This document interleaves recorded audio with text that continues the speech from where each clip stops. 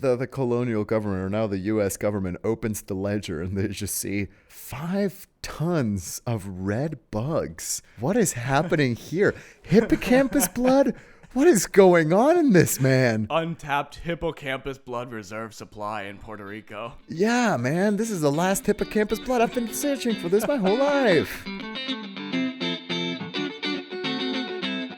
Ladies and gentlemen, welcome to Unbelievable, the podcast where I tell my good friend 2 unbelievable stories from history, 1 true, 1 false. And it's up to me to figure out which is which. I am public scandal waiting to happen, Kurt Danner, joined here by the man in your attic, Luis Mejia. Hello. Luis, how's it going? Oh, man, I am beyond ecstatic to be here, Kurt. In people's attics? In everyone's collective attic? Yes, beyond. It's nice. It's chilly now that the summer's coming along. If you guys are listening to this podcast at home and Luis's audio sounds a little echoey, it's because we're recording live. He's up there right now. Luis, bang on the floor. Yeah, that's him. Yeah, there he is. I am the reason your floorboards are squeaky. I am the squeak in your floorboards. So if you like the podcast today, leave Luis some coffee grinds and eggshells, some yard trimmings and such later. It's a little treat. That being said, before I jump into the 2 stories, Luis, to calibrate our truth, smoke, and mirrors odometer, we'll workshop that one. Yeah. Anyway, you got a fast fact for me that maybe is true, maybe is false? Oh, I do have a fast fact for you, Kurt. So, as you may or may not know at this point, I am from a very mysterious exotic land known as Mexico. And I have a lot of knowledge on this. And I've had people coming to visit me here in my hometown. I've been giving a lot of historical tours lately. So my brain is filled with some fun facts that can earn you a quick buck if you're trying to entertain some tourists. Okay. Now, Kurt, true or false? Pre-Columbian people in the Americas did not invent the wheel and axle. Pre-Columbian. Okay, so before the Europeans arrived, Yes. they didn't have the wheel and axle. Right. The indigenous people of the Americas never invented the wheel. Wow. I'm going to say true. I'm really struggling with it. And honestly, I want to sit here and think forever and ever about it. But in the interest of time, I'm going to go with my gut and say I think it's true. Okay, Kurt. Well, it's actually fake. Pre-Columbian people did invent the wheel quite far back, actually.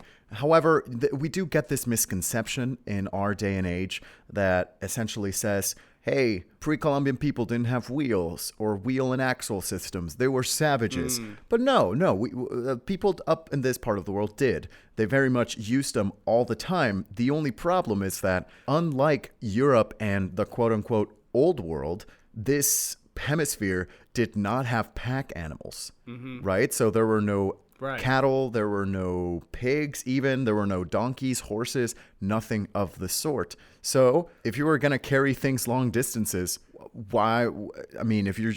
it's probably easy to just carry things if you don't have like a cow. But yeah, wheel and axle systems do exist in this part of the world. I went to the Archaeological Museum, National Archaeology Museum of Mexico, and much like cultures all across the world, they were mostly used for toys. There's little dogs with wheels for feet, and of course, they knew what wheels were. They were not idiots. They were just like us. They were humans. Okay, so that was one of the big inventions. Among other inventions, as a bonus fun fact, Kurt, that the pre-Columbian people invented is corn, the usage of corn. And all its different uses. Well, actually, let me expand on that a little bit, because I think they crossbred corn into existence, right? Like corn as we know it did not exist until it was crossbred. Yeah, right. So it's because it's weird to say invented corn. It's not like they were in the lab and finally we've discovered corn. discovered corn. But no, it was not like they popularized corn. There was no corn without them. Exactly. Yeah. Among other things, rubber balls were invented over here.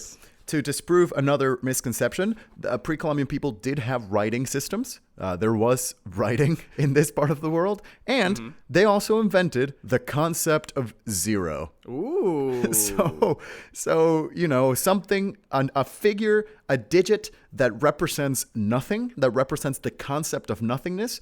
Yeah, the Olmecs and the Mayans were doing that thousands of years ago. So there we go. Just a couple fun innovations and inventions of the new world, Kurt. Well, I'll tell you, learning that they did invent the wheel and axle actually makes me very happy, because that was kind of the calculation I was trying to do, is that I know if it is true that they didn't invent it, people are going to use that for a certain narrative about them. But I was also thinking, like you said, they don't really have pack animals. I can't picture like wagons being pulled. So, but that makes me very happy that they were like, yeah, we got wheels. We just don't need wheels. We'll just carry it. We're the pack animals. You know, they just placed different perks into their skill tree. They chose not to put all their skill tree points into pack animals, and instead decided into big bright birds, I guess. Yes. And corn. Yeah, and corn. I mean, that's everything for the corn. All for the corn. Everything corn for or the bust. Corn or bust. Anyway, with that sentiment, let's get into these stories. Corn or husk. Oh, corn or husk. You want that left in? Speak now or forever hold keep your it in the peace. podcast, Kurt. I'm not afraid. Keep it in, but let's move on. But let's get out of here. Okay, so my first story for you, Luis. It is time for us to play one of our classic games, and say it with me: big domino, little domino. Hey, yeah, ba-da-ba-ba-ba-doo. And our first little domino here is a very well-known, very iconic little domino by the name of Marie Antoinette. No, that's a well-known domino, yeah. That's a well-known domino. Who is Marie Antoinette? Asked no one ever, because probably everyone knows. But just in case, Luis, if you are not up to date on your Marie Antoinette knowledge, she was the last queen of France before the French Revolution. She was known for her lavish and decadent lifestyle, and she's often referred to as the first beauty influencer. Ooh. But she was also seen as a symbol of everything wrong with the out-of-touch monarch. So she was a very polarizing figure in her time and also afterwards. Sounds a lot like me, actually, Kurt. She may have... Sounds a lot like you wish. You know, polarizing figure, check. Beauty beyond compare, check. Okay. A figure of decadence, check. Okay. And I may not be the first beauty influencer, but I absolutely will be the last. So... Having an oddly shaped body does not mean figure of decadence, Luis. You are aware of that, right? Kurt, you don't make up the rules. That was a deep cut. He just got back from the gym, straight from the gym to record this podcast, and still, I'm gonna go after Luis's body image. I mean, there's no holds bars over here, guys. It's a sad world out here, guys. But anyway, as I was saying, Marie Antoinette is known for her extravagance and her beauty routines. Some of these things would be pretty over the top, like she had a skin toner she would use called Eau de Chambre, which was made from, quote, drops exuded by grapevines in May. Oh. She also had a skin cleanser she would use called Eau Cosmétique de Pigeon, made from water lily juice, melons, cucumbers, and lemons, seasoned with bryony, wild succory, lily flowers, borage, and beans. My God. I don't know what half of those things are. No, yeah. And she's just putting them all rubbing them on her face every night. Some of the things she would use would be honestly pretty crazy. Like she had this rouge that was made from crushed insects, red lead, cinnabar, and mercury. So all of these ingredients individually on their own are toxic. Including heavy metals. Nice. Yeah, exactly. Hell yeah. Some of the things she used actually were pretty reasonable, and you could see still being used today. Like she had this signature face mask that was made from 2 teaspoons of cognac, 1/3 cup dry milk powder, lemon juice, and 1 egg white. So it's like, fairly untoxic, fairly regular. Before we get into it, I got to introduce one other character here. He is a man named Jean-Henri Bonnet, which, fun fact, in English, that would be John Henry the Hat Maker, because Jean-Henri is John Henry and Bonnet means hat maker, apparently. So we can do whatever. John Henry, Bonnet, Johnny Henny Hattie, Jean-Henri the Hat Maker, whatever you want. Johnny Hank the Hat Man. Okay, so anyway, Johnny Henry the Hat Man. He's a nobleman in Paris in his 20s, and he's supplying Parisian opera houses with makeup supplies and costumes. He was also known for his own fashion, and he would get unique makeup ingredients by importing them or sending other people abroad, or in some occasions even going himself. Some of the unique ingredients that he would acquire were carmine, which is actually the term for the crushed insects I was referring to earlier, and they would be only found on cacti in Central and South America. He also got ground fish scales from the Pacific, Iberian ribbed newt venom from Morocco, though. This thing called sangre de hippocampo, or hippocampus blood. Nice. So a hippocampus is a mythological creature originally from Greek mythology. It's part horse, part fish. You can kind of picture like if a horse were a mermaid. And I realize as I'm saying it that like I'm not talking about like each one of the horse hoofs would become a fin, but like mermaid tail from the back. You know, can you see what I'm saying? Like, yeah. It also seems like you're describing a seahorse, Kurt. No, but a seahorse doesn't have a fish tail. You know, it's just you can't, because it's like merhorse is what we got here. Sure, Kurt. Go on. Not important. Either way. Hippocampus blood, though. I hear they're playing Coachella this year. True, dude. I would definitely see hippocampus blood. But anyway, obviously this is not actually blood from a hippocampus because they're a mythological creature. Hippocampus blood was a bright reddish-orange mixture. It contained red coral, ground kelp, spices, and some other unknown ingredients because the recipe's actually been lost to time. Originally, it was traded along the Silk Road. The only place that it was ever widely traded in Europe was Spain, hence the name Sangre de Hippocampo. All this to say that in 1787, Jean-Henri Bonnet, John Henny Hattie maker, enters Marie Antoinette's radar for the first time. So after seeing the opera Le Roi de l'Or, Marie asked what was used in the blush of the High Priestess of Indra. This was one of the main characters of the opera, evidently, that gave it such a shimmering characteristic. And this question got her introduced to Jean-Henri. Johnny Henry has got all kinds of exotic and rare makeup ingredients and a love of all things fabulous. So, of course, he and Marie become friends practically overnight, right? You know, he's like catnip for her. Do you think that's how he introduces himself at parties? Bonjour, bonsoir. My name is Jean-Henri Bonnet, and I'm a fan of all things fabulous and decadent. Nice to meet you. Fan of all things fabulous, at your service. Then he extends his hand to be kissed. He extends his hand to be kissed, and it's just covered in red dust. It's covered in mercury. Covered in mercury and lead. Yeah, exactly. But anyway, as 1787 goes on, Jean-Henri spends more and more time in the Palace of Versailles and in the company of Marie Antoinette. He also made some costumes for a small theater that Marie managed as a hobby. So if you know anything about Marie Antoinette in the 1780s, you know that she cannot afford any more scandals, right? Because starting around 1784, people began creating these pamphlets, these papers they would give out, detailing the deviance of the queen and her friends. And over time, the pamphlets came to focus more and more directly on the queen. They would detail these endless affairs that she was having. Most of them were made up, but some of them were almost certainly true. They accuse her of being a lesbian. They accuse her of secretly supporting Austria, because Marie Antoinette, of course, is originally Austrian, and Austria and France are constantly in conflict at this point in history. Quick little fun fact, Kurt. If you follow the Marie Antoinette bloodline a little farther down, you'll realize that her nephew, if not great-nephew, would become one Maximilian of Habsburg, future second emperor of Mexico. So there's already our big domino is without whatever happens in this story.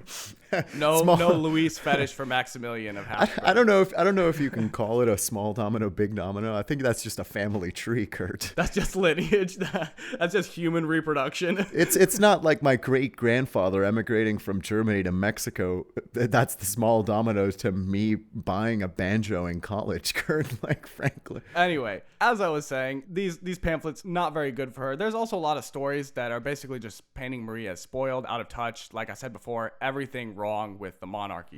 And so all this is presumably on the mind of King Louis XVI, her husband, because, like I said, you know, scandals are bad for Marie, but they're also indirectly bad for the monarchy. So he doesn't want to incur any more accusations of affairs. It's also possible that there's this detail on his mind that Jean-Henri's paternal grandmother was Austrian, and maybe he's worried people are going to draw that connection. But whatever the case, King Louis commissions Jean-Henri to go on a trade expedition on behalf of the crown. He's basically like, oh, you like going out there and finding weird makeup stuff? Here's a bunch of money. Get out of here, kid, you know?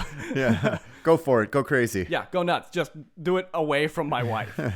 So in May 1788, Jean-Henri departs from Paris. We don't actually know how much money was commissioned by the monarchy for this, but keep in mind that it's all just to avoid the speculation of a scandal. And ironically, but unsurprisingly, the crown spending a whole bunch of money to send someone to find exotic makeup is not very well received by the public, ultimately. unfortunately. No way. So it kind of has the opposite effect intended. But either way, Jean-Henri arrives in Morocco, July 1788. Morocco's still a colony of France at this point. He spends a few months there meeting with different product suppliers and traders. Then he sails across the Mediterranean to Asia Minor, which at this point is the heart of the Ottoman Empire. And he arrives there in early 1789. While he's in the Ottoman Empire, he gets very interested in henna tattoos, and he spends a while studying them and their ingredients and their different application methods. After this, between 1790 and 1792, he traveled through Qajar, Iran, which is modern-day Iran, and a little bit of India as well. And while he's doing this traveling for these 2 years, he keeps a journal documenting the different spices, plants, oils, ointments, and elixirs that he encounters, their traits, and what their possible makeup applications could be. And his plan is to continue on into the Qing Empire, but in November 1792, Jean-Henri learns about the French royal family's failed attempt to flee Paris. So this is something that happened during the French Revolution. And he also learns how bad the civil unrest has gotten in France, and so he decides to cut his journey short and return to France. Oh no, I was about to say, when you mentioned he arrived in Asia Minor in 1789, I was just thinking, man, Jean-Henri, as a rich vendor and someone, I guess, in the public eye receiving money from the royals, he's probably gonna be in the top of the list of Robespierre national campaign of removing the heads of those that dissent. Right? So, I mean, 1789, he gets to Asia Minor. Great luck. 1792, he's skipping out. Great. He's going to skip the French Revolution. Are you telling me he's going to go back? Yeah, I know. He like almost slipped into being like Ottoman Empire nobility. You know, he could have just comfortably stayed there. Like, it was almost a perfect maneuver. But he gets way on out of there, goes back to France, basically the same way he came, but much, much quicker this time. And in early 1794, he again arrives in Morocco, and he learns of the French Revolution, the execution of King Louis XVI, and the execution of Marie Antoinette, which has taken place about a month earlier. So no, now my the customers. return home trip is not looking so good, right? Yeah, naturally. Yeah, so he sails to Spain and is received as a guest of the crown. The current king of Spain at this point in time is King Charles IV of the Bourbon monarchy of Spain, and the Bourbon household actually was French nobility only 90 years prior, so they're more than happy to take Jean-Henri in. We love the Spanish light French. Diet French. Yeah, exactly. But by 1795, a year later, it seems like Jean-Henri was overstaying his welcome in Spain a bit, and he's not showing any intentions of leaving. Spain is also working towards a treaty with the new French Republic, so the France that has come out of the revolution now. They're working on a treaty with them to basically unite against Britain, and so it's not really a good look for them to be housing a member of the former French nobility. So they make an offer/ultimatum to Jean-Henri to go to Puerto Rico and be an emissary to the Spanish crown, which he accepts, and so he goes to Puerto Rico. So again, to solve, a bad look problem, Jean-Henri is sent away somewhere. He goes to Puerto Rico. It's basically a nothing job, and he comfortably lives in Puerto Rico until his death at age 45 in either 1817 or 1819. Oh, man. After he dies, he has no spouse or descendants, and so the colonial government claims ownership of Jean-Henri's estate and possessions. My God, they're going to get so much makeup. Oh, my goodness. Open the door to a warehouse, and it's nothing but makeup as far as the eye can see. Just makeup and mercury all the way down. Baby. Lead, mercury, insects. What more could you want? It's a madhouse in there.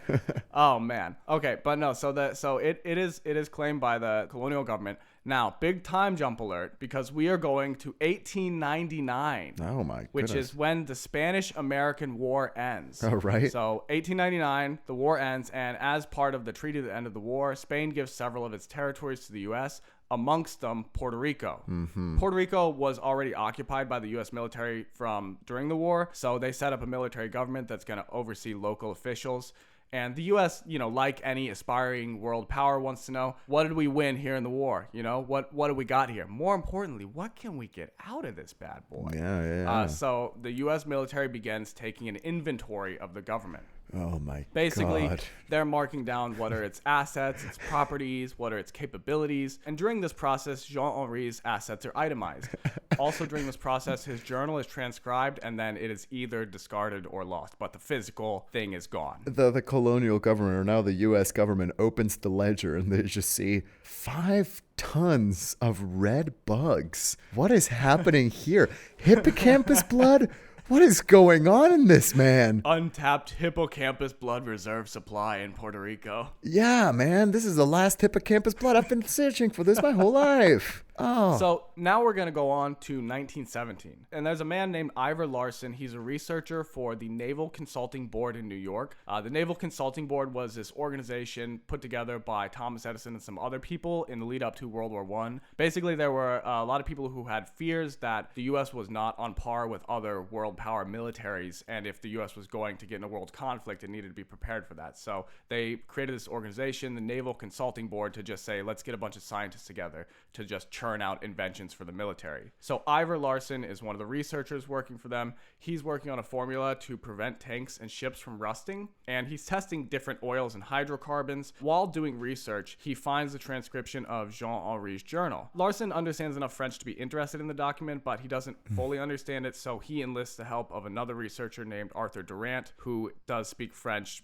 pretty close to fluently. The two translate the document and they identify 106 items of interest that are items, ingredients, or plants either previously unknown to the U.S. scientific community or untested for these properties that are written down. So they began doing water displacement tests. Water displacement meaning because since they're trying to create a substance that will prevent rust, they need something that will create a seal that will keep out water. So you could spray it on the metal of tanks or boats and then it will protect the water from getting there, which causes rust. Right. Hence water displacement. So they do the tests. The first 26 tests were unsuccessful, but test number 27 was also unsuccessful. Nice. And then test 28 through 39 did not work. Great. But finally, water displacement test number 40 was successful. It stood up to all the stress tests, all the qualifications they needed. It performed in all the conditions they wanted. It looked cool. It had flames painted on the side. Yeah. Great nickname. The U.S. military begins producing the formula in 1918, but the war ends before they can begin shipping it to Europe. So after the war, they now have a surplus of this formula with no real use for it.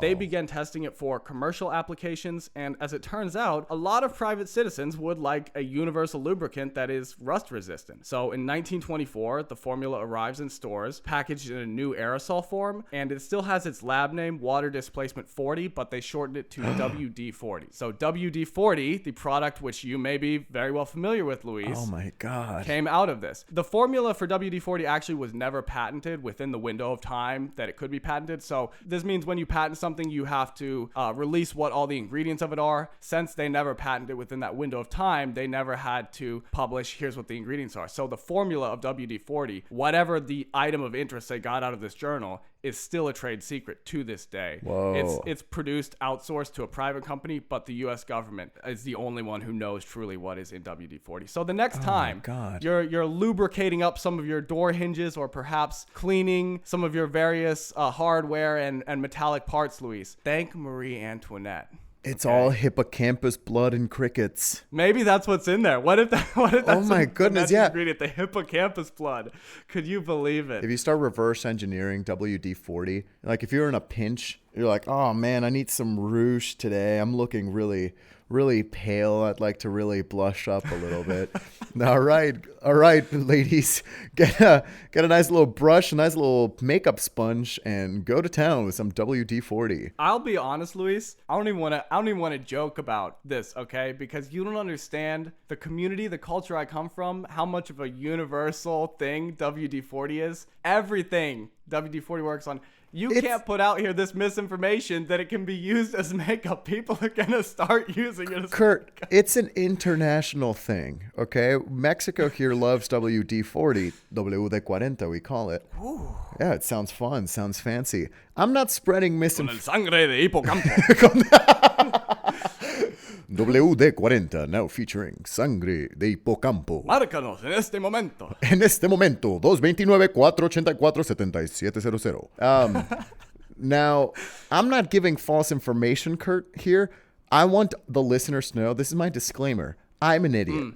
Okay? I am a fool, and I've been known to give information that is false. Now, have I recommended the use of WD-40 as makeup?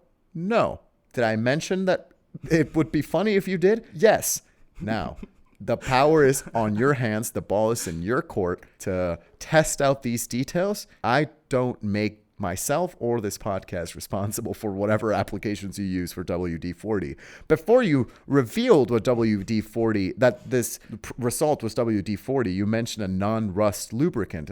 And first thing I went to mind was, an application for stuff in the bedroom. And then you mentioned it was WD-40, so I didn't mention it anymore. So, again, never take any recommendation from this podcast. What part of use WD-40 for everything do you not understand? Oh, God, you're so right, Kurt. I guess there's still so much that I need to learn about you. Fun story. When I was younger, I cleaned my family's guns with WD-40 because I knew that it worked as a cleaner and probably would work for that. What I did not know is that it's fairly flammable. So afterwards, whenever the guns were fired, they would shoot flames for like the next 50 shots or so. All right. First of all, red flag, guys. Kurt's family has guns. Don't do that one. Kurt's red flags: ownership of guns and poor cleanup and flammable cleanup of guns and gunfire. I had an intriguing childhood. Yeah, I guess you did.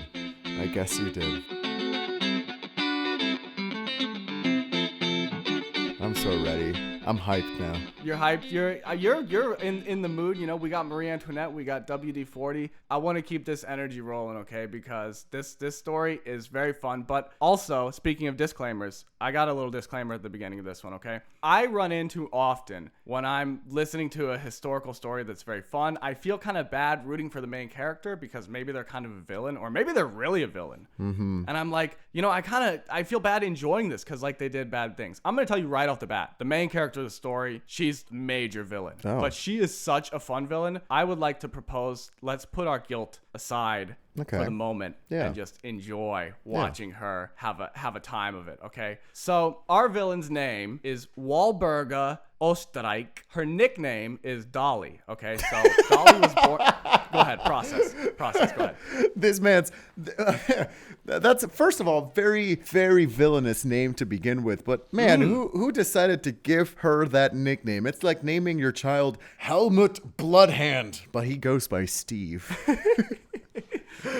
It's it's odd because she stumbled into it, because I'll tell you, Osterreich is not her maiden name, it's the name she married into. Okay. So she's born with her first name Walburga, and her nickname Dolly is because she was known to be very sweet and pretty and attractive. So it's like, I guess Walburga is not a very attractive name, Dolly is, and then she married into Osterreich. So yeah, it's weird. It was all by complete coincidence. Each of her three names comes from a different source. Interesting. Anyway, Walburga Dolly Osterreich, born in 1880. It's actually unknown if she was born in Imperial Germany or the United States. Let's just say Imperial Germany. Sure. Yeah, that makes more fun. Thank you. Yeah, I like that. Thank you. Either way, her parents immigrated to the U.S. and Dolly grew up in a German community near Milwaukee. She started working in a factory manufacturing clothes and aprons in 1892 when she was 12 years old. And she was very well liked among the workers for her charming and amicable nature, as I was saying before. She's also said to be very pretty. And over time, nothing lights up the workplace in a factory like a 12-year-old and like a 12-year-old and children's joy in a factory. My God. They're like, hey, don't look now, man. Here comes Walburga. And then she's 12 years old, sauntering into the apron factory. 1880 is a weird time, man. I'll tell you that. 1880 is a strange place, man. Yeah. Anyway, over time, she attracts the attention of the factory owner, a man named Fred Osterreich, who, as you can guess here, is going to end up becoming her husband. In 1897, they get married when Dolly is 17 and Fred is 20. Afterwards, Dolly stopped working at the factory officially, but she still remained pretty involved. She would often settle labor disputes between the workers because Dolly was much better liked than Fred.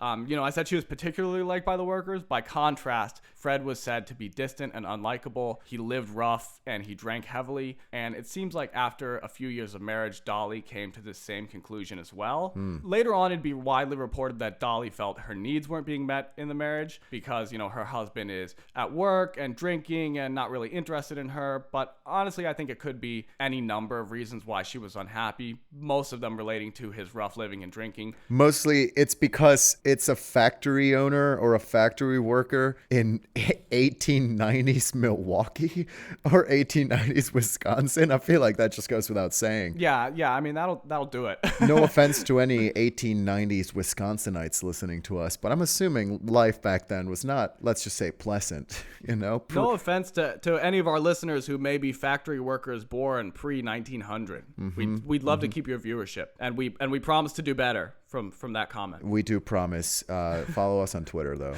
You'll find follow us on Twitter, though. Our notes apology there. Go cancel us on Twitter, Yeah. Anyway, point is, she's not having a great time in this marriage. So one day in 1913, Dolly calls Fred at the factory to ask him to send someone to repair her sewing machine. He sends one of his employees, a 17-year-old named Otto Sandhuber, and Dolly greeted Otto at the door wearing only a silk robe and stockings. All right. I do not know if Otto ended up fixing the sewing machine, but Dolly definitely put him to work on something, if you know what I moving mean. the fridge. Yeah, she nothing too crazy, nothing too sexy. She's like, I just need an extra pair of pants. Just need this bed unmade. Bro, I needed to mount this TV on the wall. Can't do it by myself. So this begins an affair between Dolly and Otto. For the record, Dolly is 33 years old at this point. Otto is, like I said, 17. At first, they're meeting in hotels, but as they begin meeting more and more frequently, Otto starts coming to Dolly's house while Fred is at work. And since it's still 1913, the neighbors do take notice of a strange man frequenting the house. So to avoid suspicion, Dolly tells her neighbors that Otto is, quote, her vagabond half-brother. All right. Which, yeah. Nice. Yeah, that's good. Is this convincing? Maybe, maybe not. Doesn't matter, I guess. Either way, Dolly and Otto continue seeing each other, in fact, more and more often, until finally the decision is made for Otto to quit his job at the factory and secretly move into the attic of the Osterreich's house, only accessible through a ceiling panel in the bedroom closet. Nice. What? Hell yeah. That's incredible. So, Otto's life in the attic. Otto would later describe himself as Walburga's sex slave. During the day, he would leave the attic to do housework and cleaning and have sex with Dolly allegedly up to 8 times a day regularly. Wow. Yeah. Go team, both of them. Damn. During the night, he would live quietly in the attic while Fred was home. He was supplied with a cot, a bucket, books, a lamp, writing materials, and a bit of food. He would spend most of his time reading and writing science fiction stories, and then Dolly would mail the stories that he wrote to publishers for him. Wow. And this goes on for the next 5 years. So you may be wondering at this point, Luis, how in the world does her husband Fred not notice any of this, right? Like 5 years this guy's living in the attic. He's drunk as hell. It's early 1900s America. What else are you going to be? Wow, that was like almost spot on. Hang on, you're getting ahead of yourself. Let me get to that. So, on some occasions, it seems like Fred complained about cigars or food disappearing from the icebox. He also sometimes said he had this general sense that something was off, or he could swear he's hearing weird noises coming from within the walls of the house. Dolly convinces Fred that he has an overactive imagination, or he's been drinking too much, or he's overly stressed from working in a factory. And like you're saying, there's quite a bit of truth to what she says about the drinking and the stress levels. So it also seems like Fred, like I said before, is not terribly interested in what's going on at home. Right. This is enough to kind of brush off his suspicions. But in 1918, Fred decides he wants to move to L.A. Make it big, baby. Make it big, baby. We're going to be the biggest factory in Hollywood. We're going to sell aprons to the stars. Dolly agrees to move on the condition that the new house they buy has an attic. And houses in LA do not have attics very often. It's quite a rarity, but they actually do buy a house with an attic. Otto goes ahead of them to LA and is already moved into the attic when they arrive. Oh my goodness, Otto. So then the affair continues uninterrupted for another 5 years, Luis. Can you believe that? Did Fred not think, hey, why do you want an attic so much? What are you keeping up there? You know, at no point. Honestly, I think he's so disinterested. He's just like, whatever keeps my wife from complaining, I'm fine with. Like, I don't know, but happy wife, happy life, I guess. And let me tell you, this 5 years now only gets interrupted because we come to the night of August 22nd, 1922. Otto overhears a loud argument between the Osterreichs. He believes Dolly to be in danger, so he comes out of the attic, gets 2 .25 caliber pistols from the bedroom, and shoots Fred 3 times, killing him. Then Dolly and Otto frantically try to stage the scene to look like a botched robbery. Dolly gives Otto all the money from the bedroom and Fred's diamond watch. Otto locks Dolly in the bedroom closet and throws away the key. And then Otto hides in the attic with the money, the watch, and the guns. He goes back to the attic? Come on, man. He goes back to the attic. He's a ride or die. He's like, I was born in this attic. This was the perfect position for him to just run off. You're right, I guess. Ride or die, sure. Yeah, he's all in, you know. What can you say? So the police arrived shortly after. They were called by the neighbors who heard the gunshots, and they strongly suspect that Dolly is involved in some way, but they can't figure out how she could have locked herself in the closet, so they don't really have anything to go on.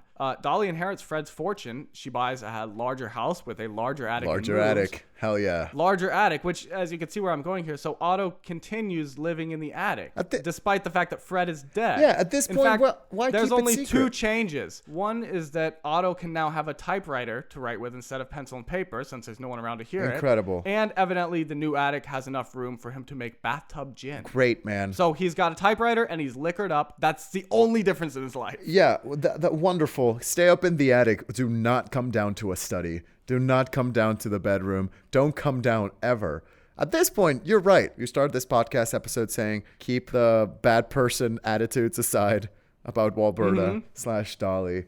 Okay, sorry. Continue. Well, let's hear this. Yeah, out. You see what I'm saying? I mean, she's not a great person. Yeah, but come on, this man. is just wild to watch. All Otto wants to do is write his stories. Let me tell you though, the reason for this arrangement might be because Dolly has other purposes for her new house. Okay, because during all this time, she begins having an affair with a man named Herman Shapiro, the lawyer who she hired after becoming a suspect in her husband's murder. Very but nice. While he's working or defending her in court, she also starts having an affair with a 22-year-old local businessman named Roy Klum. Okay. So in the year 1923, here's just an update of the situation. Dolly is a 43-year-old widow, rich off of her murdered husband's money, having an affair with her attorney, also having an affair with 22-year-old Roy Klum, and her 27-year-old sex slave has now lived in her attic for 10 years. My God. My God. What do you say to this? The first thing, does Otto have a job? His job is live in her attic. He makes like little money here and there from the short stories that get bought by publishers, but people note that it's never enough where it seems like he could, go move out and get an apartment of his own. So goodness. There is some question about like he is fully dependent on her. He doesn't have income at all, really. Yeah. Well, at this point, what else are you gonna do? The last 10 years of your life, the only thing you've known, the only life you've known is attic. It's all Walberga. It's only ever been Walberga. Only ever been. Oh my God. So in 1923, Dolly makes 3 critical mistakes. Okay. Gets a house with no attic. No, but that would be a pretty critical mistake. One of them, she gives Herman Shapiro, the lawyer / one of the boyfriends, the diamond watch that was allegedly stolen, which since he's her lawyer, of course, he recognizes it. And she's like, oops, the thieves must have dropped it on their way out, or maybe it wasn't actually stolen. It was just lost and I didn't realize. She gives Roy Klum one of the pistols to dispose in the local La Brea tar pits. And she tells him the story that it's not the murder weapon, but it's the same type of gun as the murder weapon. And if the police found it, it would look suspicious. And I don't want to get in any trouble. Yeah. So Thanks, he helps Dolly. her. He goes and throws it in the tar pit.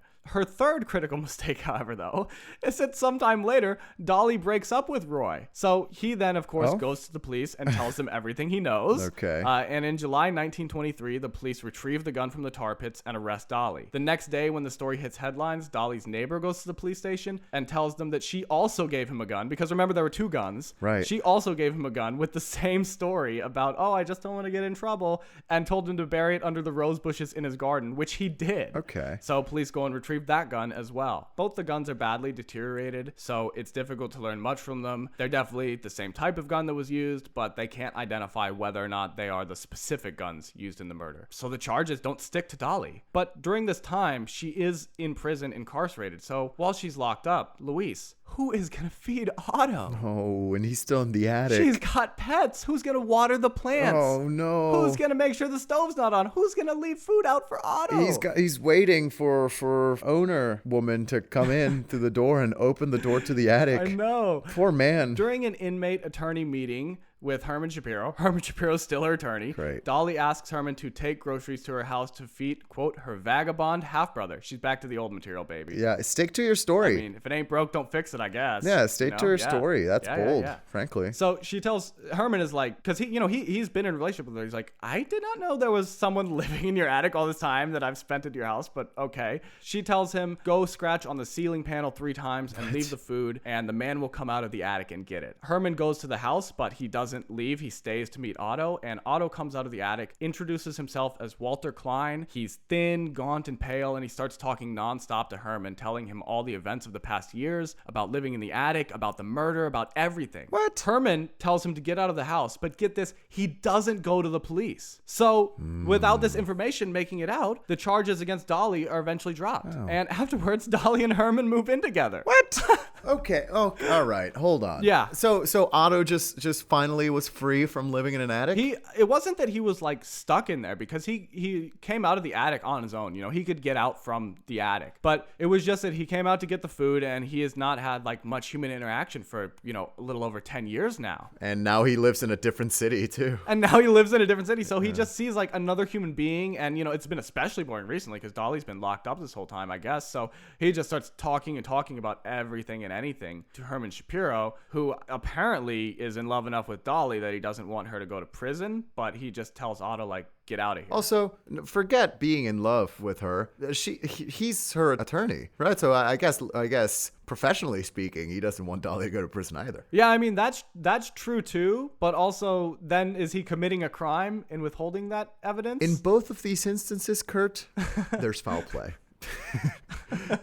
It doesn't seem very legal, I'll say that. So if you're saying like he has a legal duty, I don't know if that's there much either. This whole story just has a lot of legal implications, Kurt, I'm afraid. Yeah. So Dolly and Herman move in, and they're together actually for 7 years until 1930. Wow. In 1930 they break up, and in extremely predictable fashion, Herman goes to the police and tells them everything he knows. Who could have seen that coming? So warrants are issued for Otto and Dolly's arrest. Otto gets charged with murder. Dolly gets charged with conspiracy to murder. Otto's trial comes up first. Otto argued that he'd been enslaved by Dolly, and he testifies to all the details of their 10-year relationship and his life in the attic, and the media, of course, runs wild with Otto's story. Wow. The newspapers dub him the Batman, not like the superhero, but like he's a bat person because they say he lived a cave-like existence for 10 years. Yeah. Otto is found guilty of manslaughter, but the statute of limitations for manslaughter had run out because it's 8 years now since the murder, so Otto goes free. Yeah. Then they come to Dolly's trial. Dolly's lawyer is a man named Jerry Giesler. Is this a name that's familiar to you, Luis? It is not, Kurt, no. Okay, well, just put a pin in that name because I'm going to come back to it later. Jerry Giesler is her lawyer, okay?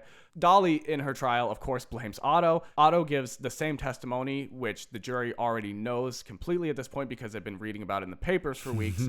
The trial ends with a hung jury, with most jurors leaning towards acquittal. And in 1936, all charges against Dolly are officially dropped. So that's it. Oh. Afterwards, Otto Sandhuber changed his name to Walter Klein. He got married and lived out the rest of his life quietly in L.A. Oh. Walburga Dolly Osterreich also lived out the rest of her life quietly in L.A. In 1961, at the age of 75, she married a man named Raybert Hedrick.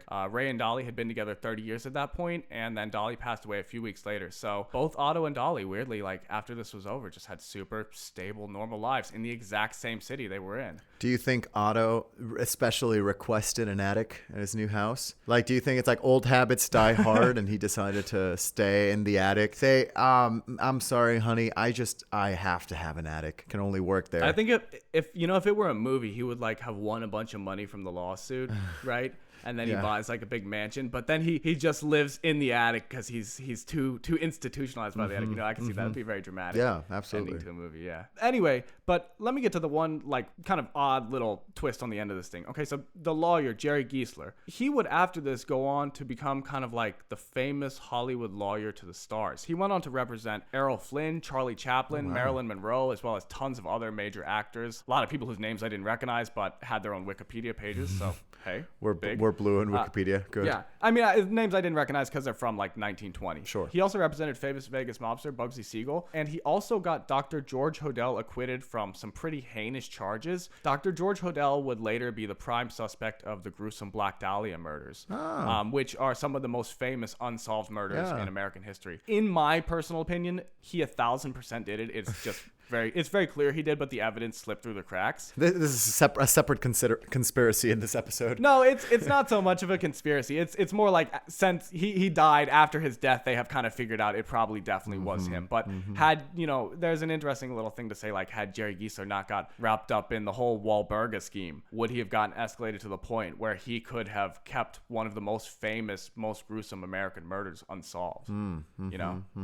Interesting. Anyway, that's it, because as I said, both our main characters have peacefully lived out their lives in LA. But what do you think of all that, Luis? Any inspiration? Do you take any notes? I pity Otto for his life in the attic, but at the same time, it does sound like a dream, doesn't it? If life could be a dream, shaboop de doop badoo. You get fed every day. You get to write your little stories. You get to sleep with a woman that's, I guess, sexually insane. You could say. I was gonna say has a lot of fortitude, but. Yeah. And you get to get scot-free from a crime. I guess I don't envy that one, but it's a plus from all this. I will say when I read the detail that he got a bigger attic and the only two changes were that he got a typewriter and started making gin in the bathtub, I was like, maybe this could be. Maybe that sounds. Listen, Kurt. Could be the move for Luis. I don't know. Yeah, when we lived together, Kurt, I'm sure you remember. My room was next to the kitchen, and I was a journalist. So what did I do all day? I just wrote on my computer and I made mead. Yeah. Like I fermented my own mead. So again, this seems like a pretty good life. Yeah. Up to and excluding murder. Again, right. That murdered bad. Right. But I just kind of feel bad for him that all he knew was the attic. He couldn't even leave. On a serious note, I think it's okay to say, like, hearing it, I kind of am like, I don't know, it could be a pretty good deal. But also, that doesn't necessarily mean I'm saying whether or not Otto liked it, because, again, he was 17 years old when he got wrapped up in this. Yeah. He got stuck in a situation that if he had wanted to leave, he probably couldn't really have. So there's not a lot of internal explanation on what people's feelings were, because, there's also, like, an interesting thing about how much of this story is really verifiable, because there's different newspapers from the time, but like I said, the story got very sensationalized. Otto, in his testimony, has an incentive to paint Dolly as the villain. Dolly has an incentive to paint the situation as one thing. Who knows, if either of the legal teams wanted to make the story look more dramatic, and of course the media wants it to be as dramatic as possible. So it is difficult just to decipher through all that and say, like, why was Dolly originally unhappy in the marriage? Yeah. Did Otto want to be in this situation? Was there a point where he wanted out of it and couldn't get out of it? It's tricky to really know all those things. But typewriter bathtub gin sounds like a pretty good deal. Just that part of the story sounds great. Like everything else isolated sounds great. In a vacuum. Typewriter and bathtub gin. Gold star. What else could you need? Love it.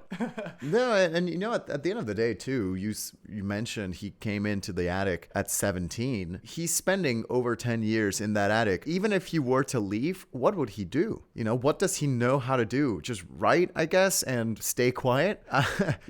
So I think that's the most problematic thing here. Where what else does he know how to do? I'm sure he's not educated. All he knows is this life. I mean, if anything, I'm happy for him that he was able to leave this situation and live a, I guess, happy life, or just at least just a quiet, different life. Seems like everybody got a happy enough ending. It's one of those very weird, like, early Hollywood stories where it's like just 5 or 6 insane things happened right in a row, and then somehow everybody forgot about them like 2 years later, and none of it mattered. Like, it just all was right in this little compartment of time of you're like, how could that have happened and not be like a national story everywhere? But it's like, it just didn't even matter. It was just another week in Hollywood. It's like this point in American history when everything just happens very suddenly, everyone burns bright, and then everyone forgets about it. Because probably this was the big controversy at the time, wouldn't it have been, Kurt? Yeah, it definitely had a bit of shades of, like, people always say the OJ trial is the trial of the century. It definitely had a bit of shades of that, where it was like a media feeding frenzy, and it was something that people were really debating about,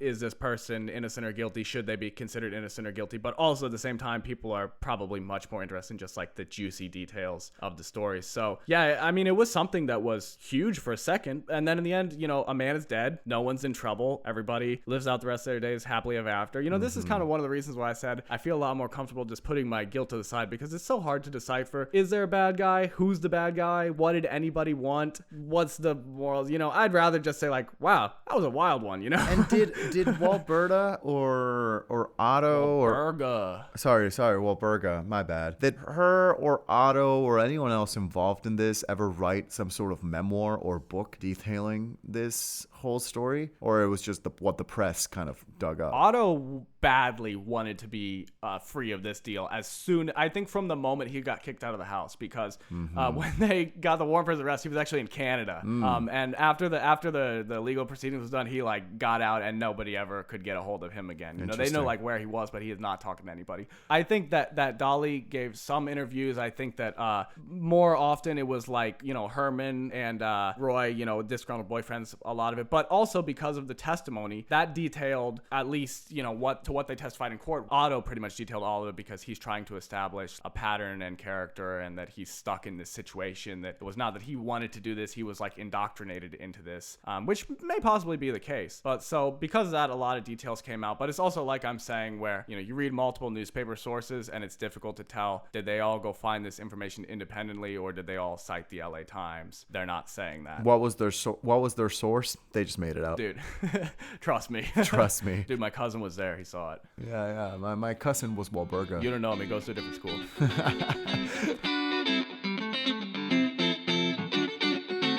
So, with that being said, I think it is finally time to move on to our least favorite part of this here little podcast. I guess so, Kurt. Which is deliberation. So, Luis, I told you about the little domino, big domino, starting with Marie Antoinette or Johnny Henney, the hat maker, I guess, depending on how you look at it, and ending with WD-40 being a household hardware product. Then I told you about the story of our villain, who we're giving a pass for now, Walberga Dolly Osterreich, who had quite the harem, sex slaves, boyfriends, what's the male version of mistresses? Mister. Mistros. Misters. Lots of misters. And in the end, everything just kind of went on as usual, you know? Yeah. Wow. You know, these two stories, Kurt, I think they involve so much from their own respective times. Mm-hmm. So the first one, you've got, the decadence and the opulence of the French Empire and people in the French Empire or the French Kingdom trying to spread that opulence through makeup, through different fragrances and early movement of fragrances across the world, across Europe, and how something as little as a single dude being paid hush money by the French crown could lead to WD-40. Reminds me a lot of the invention of canning and how that led to napalm. It's always the U.S. military. Somehow the U.S. always finds a way to get involved, and it also somehow always involves patent law. What's going on here? It's always about these damn patents. And now the other one's fantastic, Kurt. The other one's a really lovely old Hollywood story, you know, the old scandals from yore. And the best part of it, I think, is that it's people not famous. You know, it's people that were not celebrities that got involved with this whole situation. It was just a random immigrant from Wisconsin and some dude stuck in an attic. Like that's like we've said before, it seems like back in the day you could get away with so much more. You know, you've had a 17-year-old living in an attic for 10 years. Sure, that could only happen in 1920. You could keep a 17-year-old concubine in your attic with just the explanation, he's my vagabond half brother. Yeah, and how do you get rid of evidence? Throw in the La Brea tar pits. Easy. Oh, ye old tar pits. The ye old tar pits. Yeah, it's a very old Hollywood story, Kurt. But through both of this, I do have a couple of doubts that start sprouting up. Both of these stories have an immense amount of detail that I really, really did appreciate. I appreciate so much. First story, all the travels around the world, which seems so minute. Just going away, you know, it means Jean Henry, the Hat Man, goes to Iran, goes to Asia Minor, and that gets him away from the French Revolution. And then the whole detail with the Bourbon dynasty in Spain and how he ended up going to Puerto Rico, which then changed hands. That's incredible. Here in this most recent story, the Walberga one, again, the details of Wisconsin, the German community in Wisconsin, the moving to Hollywood, all the different people and the different names coming through.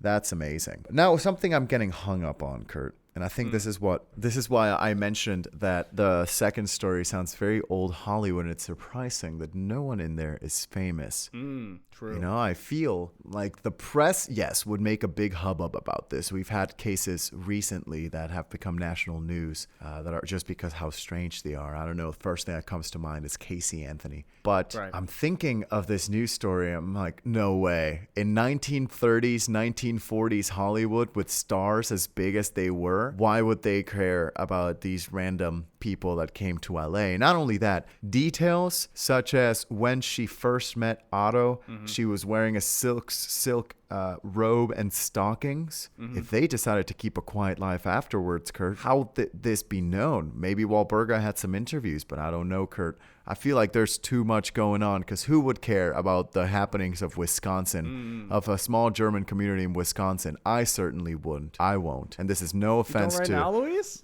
This is no offense to those living in New Berlin, Wisconsin. However, I'm afraid that because of that, I feel like that second story must be false. It's incredible. It's a wonderful story, but if you made it up, Kurt, so much power to you. And if you didn't, so much power to you still, too. My God. So, wait, so which is your answer? You think the Wahlberg story is false? Wahlberg story in my brain, in how my brain works, is the false story. All right. Gotcha. Incorrect, Luis. What? Wahlberg, Dolly, Österreich lived and died for this legacy. What? No way, Kurt. And I conceived Marie Antoinette making WD-40. That's right, baby. That was like a brick to the head, wasn't it? I could see you felt confident about that one, I think. You know, those listening cannot see my reaction as you can right now through this video call, Kurt, but my brain had just stopped working briefly. Shut off. Wow. Well, where do you want to start, Luis? Which one first? I guess let's go with the fake one first. All right, let's talk falsehoods. Yeah, okay. Let's hear it. So WD-40 did come out of the U.S. military. They were working on actually water displacement tests for NASA rocket ships. Okay. And they came up with this thing that they realized the general public would love to have also. And so they had kind of scientists working for NASA, then formed a company out of that. Other than that, it's just all made up. I guess, like, you know, always with some details of, like, I'm not coming up with crushed insects are called carmine and they grow from cactuses. You know, little things about, like, the makeup Marie Antoinette would use, the dates of the French Revolution lineup. But there is no Jean-Henri Bonnet who did anything. Damn. It is true of the Bourbons were in Spain, but, you know, I don't know what they would have felt towards the French nobility at that point after the Revolution. So basically, everything regarding Jean-Henri Bonnet is oh my goodness, false. Kurt! And you know, I think I fell for the lack of specificity with specific people. Like, I think that first story, it's a little broader, right? It kind of encompasses so much more. It encompasses just general things and very little on specific people. And I think I took that as, oh, I mean, naturally, it's broad, should be the real story. Because once you go into details in the second one, for example, names, we know how much we love making up names, Kurt, and all of these names. Wahlberg, Dolly, Österreich. I was like, that name alone, Luis is gonna miss. All of these, There's no way that's real. I mean, even Otto, even what was it, Henry Shapiro? What was his name? Herman Shapiro. Herman Shapiro. What, Kurt? Tell me about that. Is there anything more to say about that second old Hollywood story? I mean, you know, I'll be a little more candid now about that. I have my own personal doubts about how much of these details you can know. Like you said about she answered the door in a silk robe and stockings. Like, I originally had that worded in my notes that she allegedly did this, but then I found 4 or 5 more newspapers from the time that reported she did this. So, you know, on one hand, again, I don't know if it's newspapers copying newspapers. On the other hand, it seems like Otto, when he was telling Herman, who later then passed this information on, he just told, like, all kinds of detail, but also in his testimony, which he gave twice, he told, like, just in extreme detail the whole affair, which, again, at that point in time, I don't know if he has incentive to embellish details. But But to the best of my fact-finding knowledge, this is the things that were at least 80 to 90% true. I mean, the majority of the details about like the years, people's ages, he did live in the attic, she'd said vagabond half-brother. It's just some of the more sensational, dramatic details about she was wearing a silk robe and stockings, or, you know, the fact that he came out of the attic overhearing their fight and then shot Fred. Who knows about that, because it was only the two of them there, and of course he's going to say that later, but it's possible he just killed him out of jealousy, which some outlets reported at the time, but I thought no one can really know that, and if, especially if said in court, that wasn't the reason. You know, I think something that I often forget is how before the 1970s, for the 1960s, journalists had so much free reign with how they told stories. My goodness, I've read some old newspapers, say early 1900s, late 1800s, and journalists just embellish so much, to the point where it reads more like a book rather than a newspaper, just facts, which is really funny. So I can imagine newspapers from the time saying all of these embellishing facts, like the silk robes, the behavior of the first husband, and then trying to build this great big story about it. Wow. No, that's lovely, Kurt. That's incredible. Luis, out of interest, I'm going to send you a picture of Dolly Walburga Oostenrijk. This is her when she's, I think, 40 to 50. So this would be her around the time that she and Herman moved in together, I believe. But just so you can see what she looks like, I don't know if you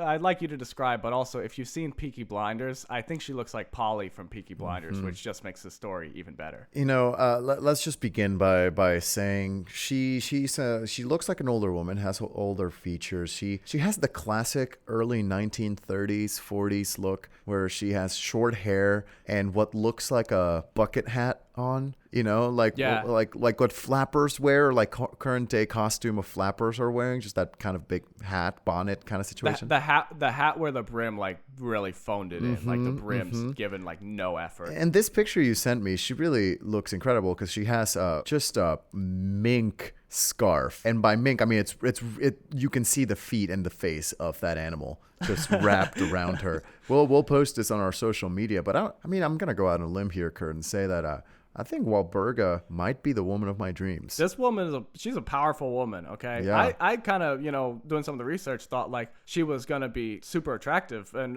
I guess maybe she was in the time. It's not for me to say, but she looks very powerful. I'll say that. I mean, she looks intimidating. She's wearing her mink scarf and a pearl necklace and's got no life behind her eyes. 50% Walburga, 50% Dolly. It's all in there. Yeah. It's all in there. Yeah. So, Luis, I believe that brings our score to 4-3 with me in the lead. Ooh. You're in the lead now. This feels different. Yeah, this feels weird, Kurt. I'm a little bit scared of the success here. I don't know. I think I might have to self-sabotage, to be honest with you. I think all I'll have to say at this moment is careful, Icarus. I'll leave it there. You're like, I was there once when I was a younger man. I remember tasting the glory. Well, it's a long way to go still, so I guess it doesn't mean much at this point. I guess so, but I need to step up my game. I think I've been falling behind a little bit.